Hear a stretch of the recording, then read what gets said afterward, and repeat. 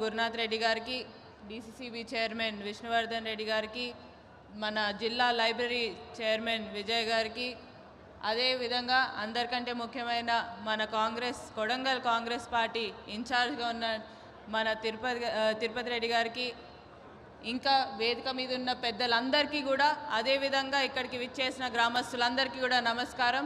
ఎక్కువసేపు తీసుకోను, రేవంత్ అన్న వచ్చేసిండు. తప్పకుండా ఏవైతే కాంగ్రెస్ ప్రభుత్వం చెప్పిన గ్యారెంటీలు ఉన్నాయో అవన్నీ కూడా తప్పకుండా అమలు చేస్తామని కూడా మీ అందరికీ ఈ సందర్భంగా తెలియజేస్తూ నాకు ఈ అవకాశం ఇచ్చినందుకు ప్రత్యేక ధన్యవాదాలు. Thank you ma'am. Rammohan Reddy గారు ఒక నిమిషం మాట్లాడతారు.